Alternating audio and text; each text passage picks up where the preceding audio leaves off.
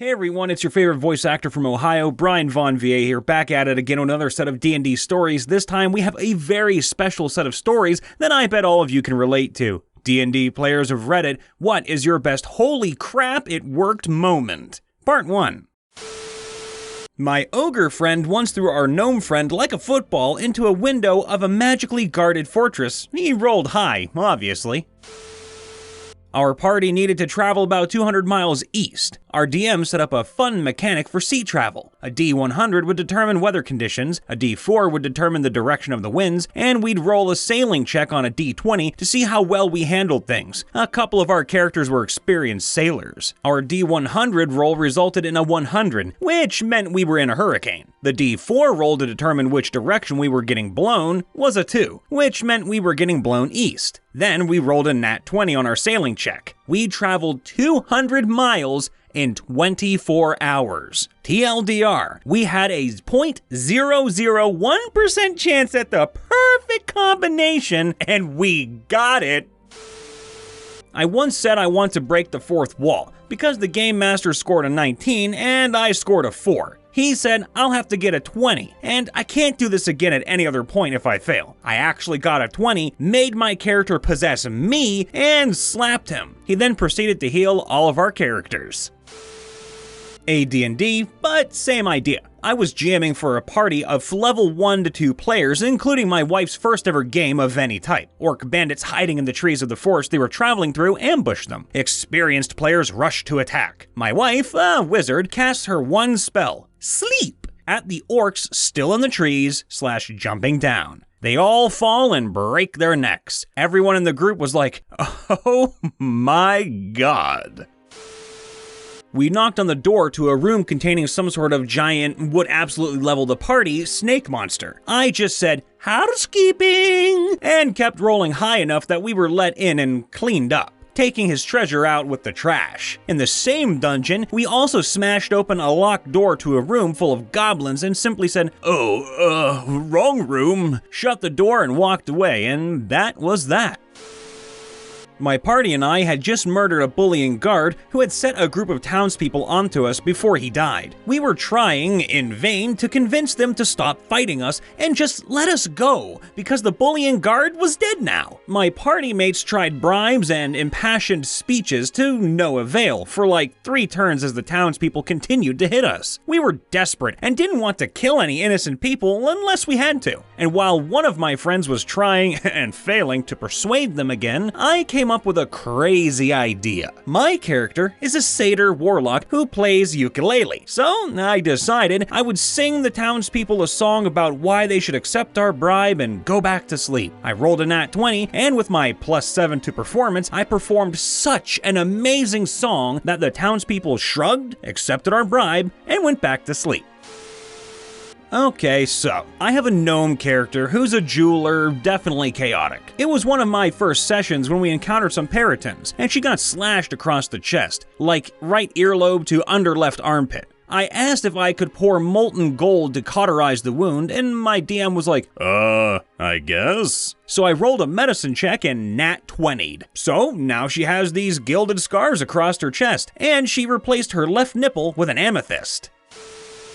My cousin and I played growing up. There was a neighbor girl and her friend a few houses down. We asked randomly if they wanted to play. Hot summer day. We had just walked back from the corner store. Candy, chips, pop, standard supplies. We had central air. Some more guys were coming in a few hours later. We all played, they seemed to have fun and ate all our snacks. They left when the other guys came over. But for that day, our 11-year-old butts were the envy of buds. We had chicks over before the D&D match. Wish I could I'm the guy who invited them, but I had to, holy shit it worked, to my cousin.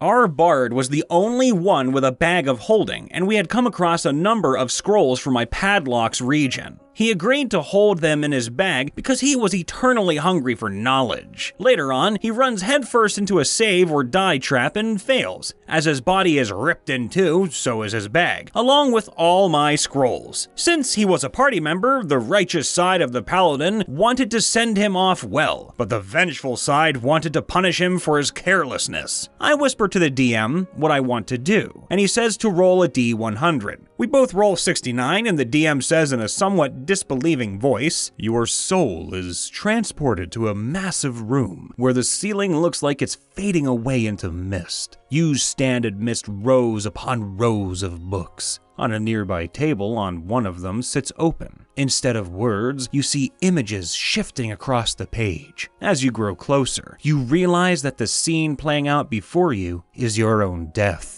As you reach out to touch the page, you feel yourself contorting and changing. The book and the table grow immensely before your eyes, and the misty ceiling seems as far away as the sun is from the earth. As you walk over to one of the shelves, you see that each book is now 3 times taller than you are and is impossible to move. A soft whisper reaches your ear. It is not every day that one of my servants makes such a request as for me to invite a soul into my hall of memories. Perhaps this wealth of knowledge might one day be attainable. If not, I will gain a wonderful understanding of despair." The Raven Queen walks over to the table and closes the book, and the bard watches her fade into the rows of books.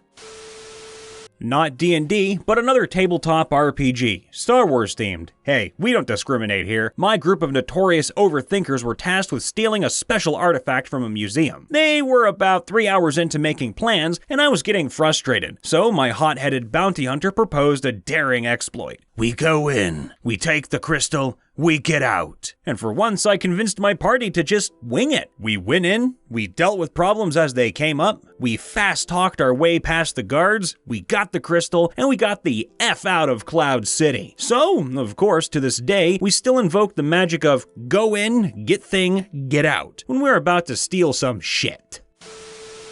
I was DM, not the player, but was playing with some friends and was having them fight a homebrew creature I made called an ethereal golem. For the story's sake, they are extremely slow creatures that hit like a truck. This was supposed to be the final phase of a boss fight, as the real boss was a mafia boss who was just a mastermind and was going to be an one-hit KO, inspired by Okumura's palace. Suddenly, the sorcerer went up to the rogue and asked for a flash bomb. Confused, the rogue gave it to him, and he explained to me that he wanted to cast a delayed dispel magic on the flash bomb and use it like an EMP. He got a nat 20 on the cast and another nat 20 on the throw, 1 in 400 chance. And my friends laughed hysterically as I begrudgingly told them that the light drained from the golem as it collapsed on the floor with a minor earthquake-inducing thud.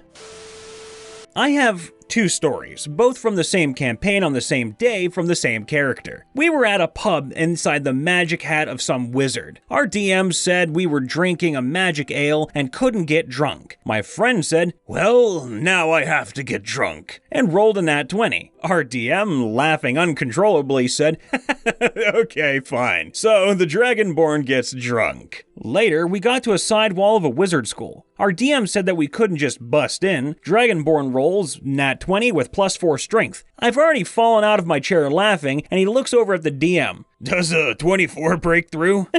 Again, alright, Groth breaks the wall. The campaign took a weird turn after that, with the addition of infinity stones in the form of my Magic the Gathering stones.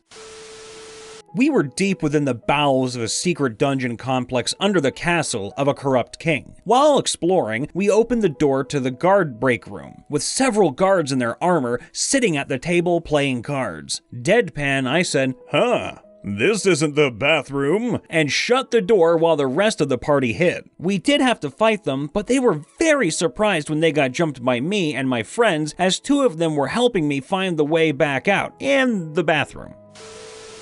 We were in a dungeon and activated a trap on a ledge overlooking a river of lava. The trap summons an adult white dragon flying above the lava about 10 feet from the edge. Several members of our party go before it. The great sword-wielding wizard jumps onto the dragon to attack it, followed by our barbarian. Then I jump on it as a shadow monk. In my attacks, I try a stunning strikes for the fun of it. It f***ing failed the DC 16 save. So the moment that happens, we all start falling towards the lava on the dragon. I used my shadow step to get to safety, and the other two worked together to take only minimal lava damage. The dragon vanished the moment it hit the lava. Apparently, there was some sort of spell on the lava to teleport the first thing that touches it. DM tells us later that the dragon got stuck in a 10-foot wide hallway somewhere in the dungeon until it disappeared a minute after. Some of y'all may be thinking, but the dragon can choose to save. Well, you are 100% right. We just got lucky that the DM was so shocked by the developments of that move, he forgot he could do that.